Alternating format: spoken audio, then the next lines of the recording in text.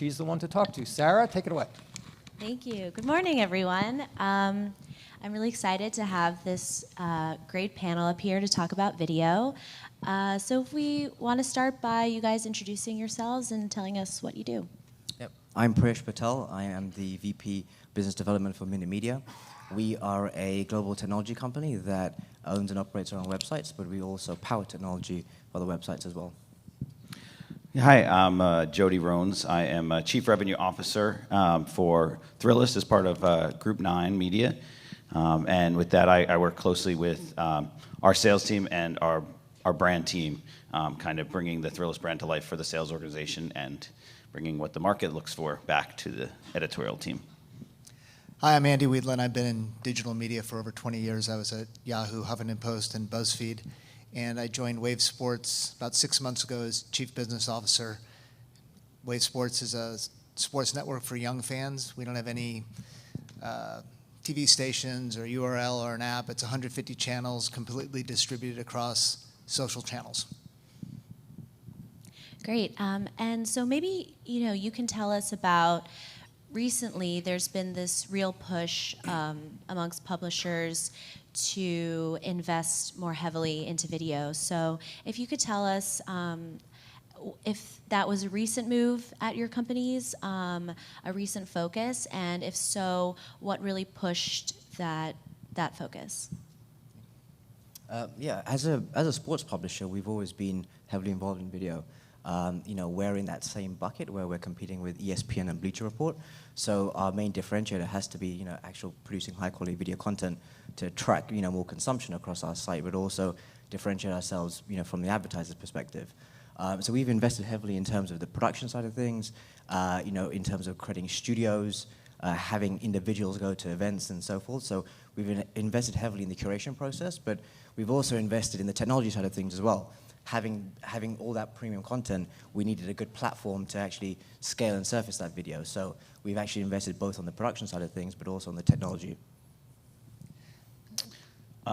Yeah, so for Thrillist, we definitely started in the written space, email and then web, but we definitely started investing in video probably around 4 to 5 years ago. And then when we became part and brought Group 9 together, that was a company built in video. Our CEO would say, we dream in video, and I think the Thrillist brand was like, all right, we got to start dreaming a little more. And so we slowly embraced it. I think what's really interesting is that, while that was the biggest focus for the last few years, we're really starting to come back around and say it's important to be, within all different types of mediums. So while video is super important, we're also kind of putting a renewed focus on the written word as well. I don't need to answer that, right? We can move on. Come on, Sara. Let's bring it. Come on, bring it. Let's go. Okay, well, let's talk about platforms. The focus of your video distribution. What are the platforms that you find are the most effective to reach your audience, as well as a good way for you to monetize video on those platforms? I guess I'll start with that. We don't have a URL, so we're 100% distributed across Snapchat, Instagram, and Facebook. And each month we get 2.5 billion views. So there is scale on social. The question is how you monetize it. I think Snap is doing a great job with the sort of shorter form. Advertisers always say, I need a 30-second video, but reality is on your phone, you're really going to watch a 30-second video. But Snap, with their original shows, is encouraging brands to create 6-second videos. And I think if you're a great brand, you can monetize and reach really interesting audiences in a very different way. So I think for us, it's always been mobile. Mobile's been our core platform. When we started the whole video process 5 years ago, 90% of our audience came from mobile devices. So we've always had to adapt our technology to be able to, play out our content through a mobile experience. And back then, 5 years ago, there wasn't many video solutions out there that cater for a mobile-first experience. So, most of the video solutions were more desktop-focused. So we've had to actually adapt and build our own technology around that, which ultimately led to us kind of building out this model where other publishers can utilize the same, experience that we do as well. I think for us, it isn't any one platform. I think it's each platform is a favorite of their core consumers. Just like in cable, some people were Time Warner subscribers and some people were Comcast subscribers. In social, some people are Instagram fans more and more. Almost everybody's an Instagram fan, but some people are Facebook, some people are Snapchat, and I think it's important to be everywhere. As far as the monetization goes, that's a constant battle, I think. On Wednesday night, when it's like platforms aren't really welcome here, it's a fight between us, but it's frenemies because they're helping us get to our audience. But at least for us, the power of becoming a big holding company that is one of the largest creators of content is, really an ability to get a seat at that table and continue to work with them. And I think we're seeing a big shift. It's definitely come a ton in the last 18 months in terms of monetization. So they're all really kind of trying to bring unique solutions that are beneficial for them, but hopefully a little bit beneficial for us too. And Jody, so how do you balance between, how much you want to go into producing branded content versus the other monetization options there are on other platforms? Yeah, I mean, I think that's really it's part about the monetization options the platforms give you in the editorial content. For a while, for a few years, it felt a lot like we had to have a 60-person editorial team just to build brand identity. That meant we could have a 60-person team to build branded content that we could actually make money on. That's not a sustainable business, and why the margin profiles of branded content businesses alone are no good. As we've started to work with the platforms and have a lot more revenue producing capabilities on the editorial side, either directly selling to advertisers, working through sponsorships, through brand integrations and product placement in editorial IP-based shows, that's allowed us to scale much more easily and have a lot more options. It doesn't mean that every time we actually want to make money, we have to spin something else up. And Andy, what about you? Because your business model is pretty unique in the way that you own your own social channels, and so what, how is that successful for you guys? What are the platforms I think that really work? Well, I think that's why I'm here. I'm trying to figure out how to be successful and learn from everybody. But I generally think that advertisers are bipolar, right? So like they want scale. They want Facebook and they want YouTube. At the same time, I don't think anybody loves pre-roll, and I don't think anybody loves mid-roll. I think consumers, if we do it right, love branded content. And I think advertisers tend to be a little bit bipolar as well. They want scale, and they want the never been done before idea. So companies like Jody, I think, does the right thing. They create incredible branded content that they can distribute. But then you started this video alliance which gives advertisers scale. So I think that sort of combination, the yin and the yang of like really deep, integrated, beloved, branded content with a scalable solution is probably the best way to make money.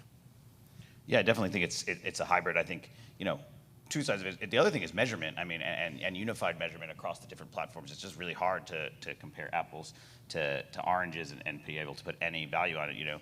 We got addicted to really high numbers on Facebook and seeing, billions of views became a thing that everyone talked about. And, that's great, but billion of views of what is, definitely a big piece of it. And then you can look at other platforms that can provide way smaller amounts, but people are watching 6, 7, 8, 9 minutes of something, and it's like, how do you possibly try to compare those things? And it's really complicated. We, on the other side, you teased one alliance, but the other thing that we've done is we sat and helped form a global video measurement alliance with Tubular Labs as a way to try to put unified measurement across different platforms, because that's the key, is you have to be able to say, what does is one view on YouTube worth one view on Facebook, or 100 views on Facebook, or 0.5 views of Facebook? Like you have to be able to start to identify what a view is across the board, because, like I said, consumers are everywhere. You have to reach consumers on all platforms. You can't, as a advertising brand, you can't say, I'm going to pick one platform and just hope I find the audience there. You have to be everywhere, but you have to be able to compare what you're doing. Right, and if the focus is to be everywhere, how important is it to drive audiences back to your owned and operated sites? Or is that not as important anymore because most audiences, it seems, are consuming video on social channels? I'll start we basically built our business with the idea that we never want to drive people somewhere outside of where they are. It just doesn't work. It's a very expensive endeavor, and you don't really gain much from it. It's something nice to say. I would love if someone watching video on my owned and operated, the margin's a lot better on the ad I can sell there, but at the same point, you know, it's not realistic. I mean, how annoying if you're sitting in yourself, you know, you're in an app, and all of a sudden you end up somewhere else. It's annoying. We have to take the user behavior first. Have you noticed at this conference we use words like, we want to drive people this way, we want to capture this, we want to own this. Like, it's over, right? Like consumers are running the show, right? And like, you can't drive them, you can't force them, you can't capture them, you can't own them. You can delight them, you can inspire them, you can serve them, but I just feel like the old way of ad tech saying, oh, we're going to change consumer behavior, I think it's just a fool's errand. I think that you can align with it and get engagement, but the idea of driving people back to where you want them to go those days are over. Yeah, no, I agree as well. I mean, we own and operate 5 brands, and just trying to bring back users to our sites is always challenging. We effectively operate, audience extension. We do that really well on campaign deliveries and stuff like that. But I mean, the margins are when you bring users back to your own site. So it's always challenging to do that, and that's something that we're trying to figure out as well. I think what Andy just said, is probably the most paramount importance is there's too many choices out there today. Consumers aren't going to take a choice. You give them, they take the choice they want to make, and that goes for publishers, making sure you're where they are, and it goes for advertisers. You started earlier saying, a lot of plays a 6-second ad. That only works if a brand stands for something and is actually behind something. And can have consistent messaging across the board, and that's because they know that they got to, do what the consumer want. They can't just ask a consumer to fall in love with them just because they want them to love a product. They need to go and bring it to them. Are you concerned about the power that puts in the hands of those platforms? You don't want to get in a wrestling match with Zuckerberg? No, thanks. Yeah. I mean, it's definitely scary, the power that they wield. And their desire, whether they're actually being audience first or not, and some of the stuff they do is definitely business first, and some of the stuff they do is audience first. And if you want to be an audience first brand, you're still at the beck and call of them. But at the same point, that's the world we live in, and you can't fight it. We're not going back to shopping in shopping malls, and we're not going back to people coming to your own and operated sites. It's just not going to happen. So yeah, I think we're all concerned, right? We keep talking about this duopoly, eating our lunch, and things like that. It's there. It's going to be there. I think the consortium, the alliance that you're talking about, is an interesting way to do things. But I would encourage you to be a fair alternative. Like when I speak with clients, of course they're going to advertise on Facebook, and of course they're going to advertise on YouTube. But nobody really loves it, right? Nobody's dying for a mid-roll. So I think it's a great opportunity for us to come up with a better solution that aligns with consumer behavior, that gives advertisers a third option. I think that's the way to do it. Instead of slavishly imitating what they're doing, let's come up with something different. Well, I might argue, though, I think the ad agencies love pre and mid-roll. They love whatever's easier to put in a spreadsheet. That doesn't mean it's the right thing to do. No, but they would love the business model. I mean, I think that's the hardest thing right now is digital is different than cable, but all that advertisers want is you to replicate the cable business model and make it as turnkey in digital as possible. It won't happen exactly that way, but that doesn't mean that they're not pushing and saying, holding up, $1 billion of checks saying, if you can get me GRPs on YouTube, I would give them to you. And it's but that doesn't exist. Just because a brand says, I need to put a 30-second spot on every young person's phone, I think it's our job to push back and say, that's a horrendously bad idea. I know you want that, but you don't need that, and that's not what the consumer wants, so let's just stop. I think we can do better. I mean, I 100% agree we can do better. I think it's just really hard, especially you talk about when you have YouTube and Facebook basically saying, well, we're going to figure out a way to give you a 30-second spot on their phones, and they're the powerhouses of it. Andy, do we have the metrics to back it up when we make that argument? So Steve's question is, do we have the metrics to back up the fact that consumers want shorter form video? I mean, look at pre-roll. Look at. They don't want the pre-roll and mid-roll. Has anybody ever not hit a skip ad button in their life? It's that's the fastest a human hand can move is when the skip ad things comes on, right? Has anybody suffered through a 30-second mid-roll on Facebook to get to the next section of crappy content? My point is that we often go to, publishers often are going to agencies claiming, you don't really want what you think that you want, but I often don't necessarily see the publishers back it up with actual research showing you can be more effective this way.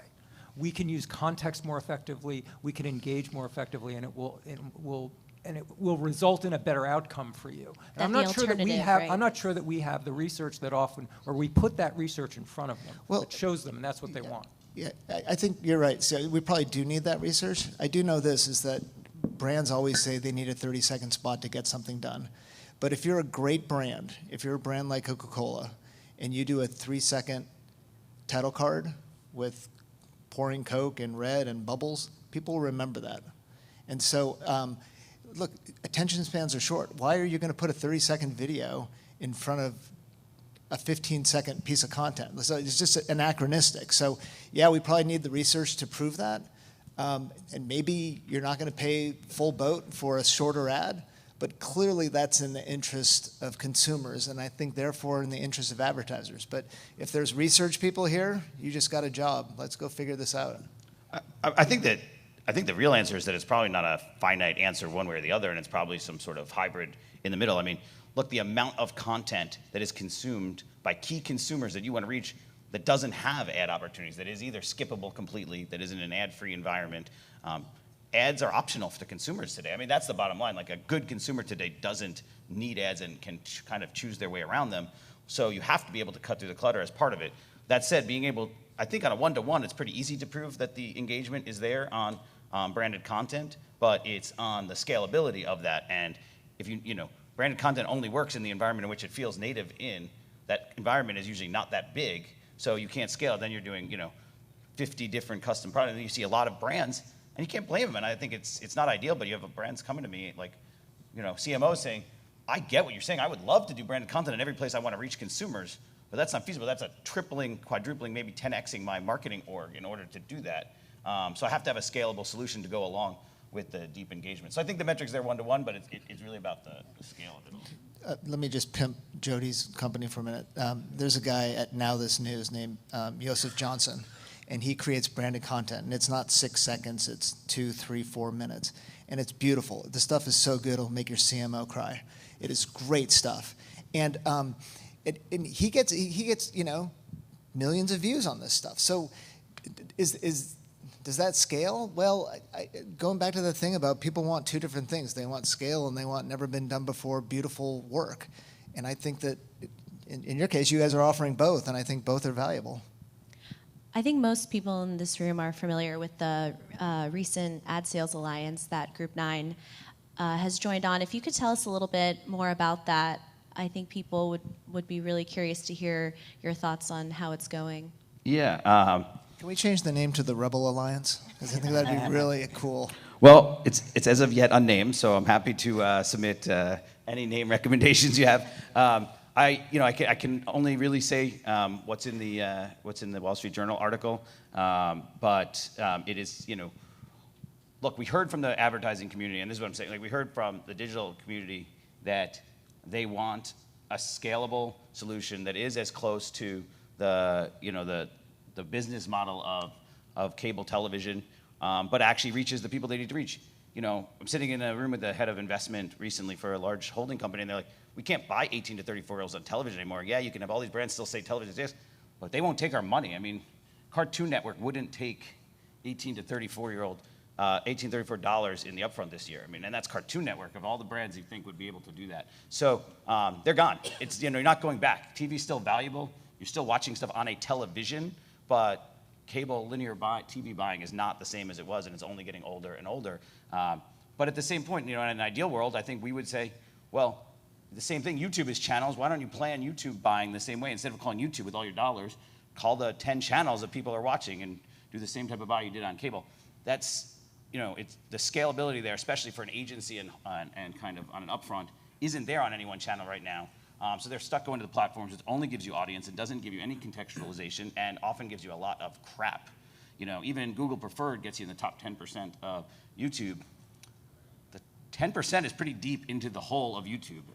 And so what we wanted to do is just kind of try to give a singular option for either large brands or large holding companies to come and say, we're going to band together as the 1% and say, here's an opportunity to really reach people that are creating premium. There was no brand safety concerns in television because if an advertiser didn't like what they were doing, they called the network and said, hey, we're giving you a lot of money. This show isn't what our values stand for. We're not going to put it in. enough brands did that, it would go away. That isn't possible with a network, with a platform. You're never going to get a tech-based solution to curate content the same way. So you have to work with publishers. And so it's just about trying to provide back a scaled entity the same way. It's interesting. And Priyesh, you were telling me that Minute Media saw a need in the market for the platform that you guys also wanted, and so you built it yourself. So if you could tell us a little bit about that. I think that's Yeah, so 5 years ago when we started the whole video process, what I was mentioning before, there wasn't a mobile-first type of experience.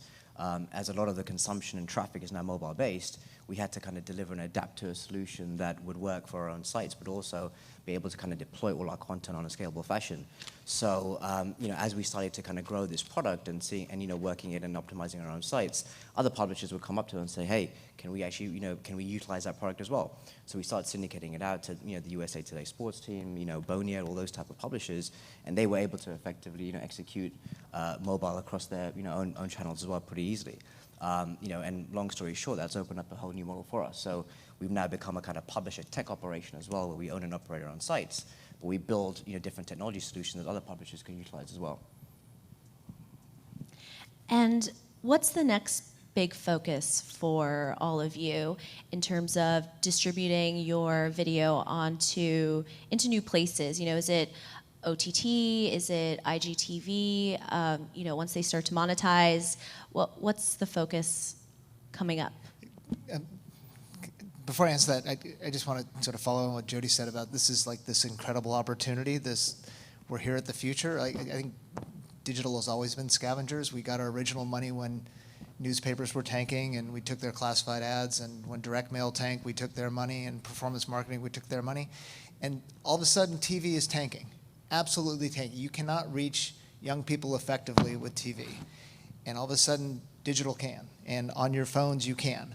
And so this is this huge opportunity, because if you're a media buyer, you prefer video over everything else. So anyways, it's a huge opportunity. As going into the future, it just gives us more opportunity. So besides O&O and the platforms, we have, OTT is going to be a massive opportunity. So let's not screw it up. Yeah, I think for us, any platform in which there's consumers is huge. We're looking on the largest side of things. We're extremely excited and kind of wowed by TikTok, and talk about trying to figure out a new way to reach consumers. When what you're watching is only 6 right? seconds. That's where the young people. Yeah, you're not going to be able to put a 30-second spot in front of a TikTok, but we're seeing a ton of success. And you can't talk to a 13 or 14-year-old who doesn't use it all day long, and so you have to pay attention to these things. Twitch is another one that's just crazy. The engagement's going on. We actually just hired someone from Twitch, and he's taking us through a lot of the stuff, and it's incredible. And it's not just gaming anymore. Although we did a survey of across our we have a survey panel on a digital panel, and so we surveyed over 10,000 people for men under 35. We asked, what is your favorite sport? And the number one answer was esports. I kind of want to fall down off the thing here, but you have to, it's audience first. If that's the number one sport for people under 35, we have to pay attention to it. And Twitch is background television today. I think, part of what I think people who are still linear TV people can't get away from and can't understand for cord cutters is, well, what about when I just put the news on in the background, or I put Sports Center on repeat for hours and hours and hours? It's background noise. It's weird in my house if the TV isn't on in some capacity. But Twitch gives that same phenomenon, and you're seeing people just watching Twitch for 5 hours in a row. It's weird how quickly things move. So I've got kids, and beginning of the year it was Fortnite, and then it was Twitch, and now it's TikTok. And it's a beautiful thing. Their friends get together. They don't put on the idiot box. They create content and try to get likes. And if they don't get 2,000 likes, they scrap it and they do it another thing again. So just when you think you're getting on top of it or being able to understand it, something is going to change. But I think in general, this macro trend is young people are not watching TV, or they're watching video, they're not watching TV. And then where are they going? How do you engage with them? How do you not interrupt them, but align with them, and then come up with products that delights them? So it's weird and scary, and esports, I don't get, but it's a huge opportunity. Yeah, and the one thing I'd say is on the new platform side of things, and again, it doesn't even have to be the big ones like a TikTok and Twitch. I mean, we want to be anywhere. If Captivate wants to have content in elevators, and can prove there's a lot of people there, and there's a monetization opportunity, we're going to put our content there. But it's about monetization opportunities, and I think all the new platforms seem to be coming in with a much more advanced focus on an understanding for needing to provide monetization to the creators of content, publishers or individuals, but the monetization Twitch is providing to creators is actually phenomenal, and we've been super impressed with TikTok coming in and their ability. They got to learn from their predecessors too, so you see everybody, you learn from it, and so I think there's a bright horizon there on new platforms. And Priyesh, Yeah. what about for you guys? Yeah, What's your next focus? Yeah, so we're slightly different. I mean, we're not really focusing on off-platform activities. Our focus is still growing our mobile audience. But for us in particular, I think where we see a really good, strong foothold is acquisitions. So it's a really good time to actually start acquiring other publishers, and we're very aggressive on that front right now. So we're looking to kind of develop, our O&O brands. There's a couple of interesting acquisitions that we're actually closing in on. So it's just about kind of, evolving that side of our business. So that's our focus for the next sort of 2 years. And to get their audience to get the audience, yeah, to kind of build up that brand awareness, kind of buy and acquire more kind of premium websites, and kind of build that up. How much time do we have left? Oh, we should go to Q&A. Okay, perfect. Any questions? Thanks for that. That was great. Andy, I love what you said about TV's dying, the dollar's got to go somewhere. My question is, so on TV I'm sorry, I'm Andres with BounceX. On TV there was scarcity, right? There was a limited number of media companies, and so the dollars flowed to a select few that were the beneficiaries of those dollars. On the social platforms, everybody's a media company, right? So those dollars are now being distributed among a much more fragmented landscape of media companies, including people like Kendall Jenner, right? So how do those dollars then translate, and how can you build a $100 million business or even $1 billion business on the platforms when that money is being distributed to so many different places? Thanks, Andre. It's a great question. I guess I'd answer business is hard. And like technology is, you're right, it's absolutely limitless and scalable, and the best ideas win. So I think that you need scale, you need ease of buying. I think that's one thing. I also think you need great creative and ideas and creating on-brand content that resonates with consumers. But no, we don't have, it's not the same guardrails that we used to have with television, where there's a certain number of cable channels and money had to flow in them, and then that was it. I think it's an ideas-based business, and it's also a scale business, and in combination, you can make money. I do think that it's worth noting that scale on social, I think, was a overinflated, very fake, unlimited scale type conversation. I think if you start to look at really where there's scale in premium content that's actually engaged, I mean, if you think about Facebook, which I think everybody in the world, including Facebook today, hates the mid-roll product. Part of the reason they hate it, think about all the gazillion, probably trillion views they have, but you look at how many views got to the 1 minute mark where they could put an ad in, and the number dropped. All of a sudden there was scarcity in where you could put an ad in Facebook video. So, how many people that say they create all this great content actually have people watching long enough to get to a mid-roll break? And I think you start to say, oh, well, as the metrics and measurement get more sound, you'll start to have to weed through, and just because you got 3-second view isn't going to be enough to people who want to serve an ad there. Sure. Hi, Josh Rubin with the Daily Dot. You say TV is dying. Don't tell that to Disney Plus. I mean, one business model is dying, but they've developed a new bottom of the funnel. Disney Plus's new bottom, they have a bottom of the funnel. It's theme parks. It's everything they're driving to. AT&T has a new bottom of the funnel. It's moving fiber. They can't sell their ad inventory on baseball. Well, at least they can toss in an AT&T fiber commercial that'll keep things, afloat for a little while. My question for you is, what is your bottom of the funnel? What is our bottom of the funnel? I mean, first, let me just say, I didn't say TV was dead. I said it's mostly dead. And I also think that mediums never really die. Like, we still have radio and we still have newspapers, we still have magazines. These things will last in perpetuity. But the crazy growth rates that we see are probably gone for TV, at least regular terrestrial or cable TV. And look, Disney's the smartest company in the world. They're figuring this out. They're proactively going out with a new product to reach young consumers. Like, they're doing the right thing.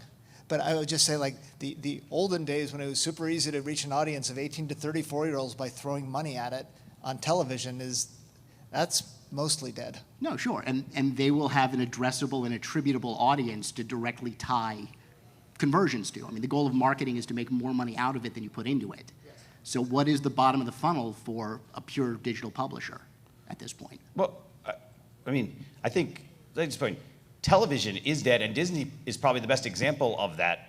If you asked them if they were a television company, they would say, hell no. That's the last thing they want to be known as. And coming out of end of September, where you would typically have 20 shows premiering on ABC, and probably no one in this room can name more than 1 to 2 that's premiered on their network, but everybody can talk about Disney Plus and ESPN Plus and anything else you can put a plus behind to make it sound cooler. But for us, it's about Google Plus? No, Sure. that was a bad example. Okay. Don't worry, we got Group 9 Plus coming out soon. But I think that I guess I'm trying to, in terms of bottom of the funnel, I'm not sure I'm totally What understanding. does that mean, bottom of the funnel? I don't understand. Yeah. Ultimately, what is the goal of this ad network in the video? The goal of the advertiser is to make more money off of you than they put into you. What is your goal? Make more money off the advertiser than I spend on Knowing that Google and regenerating. Facebook will always be able to do that better than you. I think people want an alternative, right? I think they will spend on. Have you talked to an advertiser and says, "Oh my God, I absolutely love working with Google and Facebook"? No, but it works. Absolutely, it works, and it's not a zero-sum game. They will be spent on for a very long time. I think our opportunity as independent publishers is to create interesting audiences and delightful ad experiences where we can gain a fair share of the pie. I mean, so that's our bottom line: is to engage and stoke young audiences and work with great brands to create content and ad products that consumers love. yeah, I mean, YouTube's an interesting one because their offering is basically the same offering we have. It's a spot. But Facebook, I would argue, Facebook is never going to compete with us' ability to build a brand. Nobody's ever said my brand is cool and has a great brand presence because of my efforts on Facebook. They've done lower funnel stuff, but you need both sides of the funnel to do that. I mean, I'm working with an advertiser this year that last year we did a huge program with.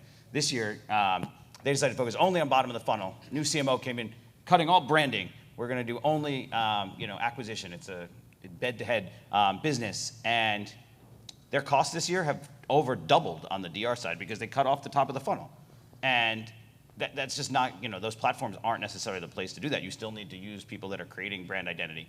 By the way, it doesn't mean it's not Disney as part of that, but I think those consumer habits are changing, and just as we grew up on Disney content as kids, Dodo Kids is going to reach a new generation of consumers, and my kids are growing up watching YouTube videos and watching brands that create great content on it. My son, I hit the TV, I go to the cable box, and he immediately gets upset because he knows there's nothing he's going to want to watch. That means I'm turning on the television. But if we're on Netflix or YouTube, he knows it's his television. This is going to have to be the beginning of a great roundtable that I can already see coming. Sarah, panel, thanks for kicking this Thank you, idea guys. off. Thank you so much.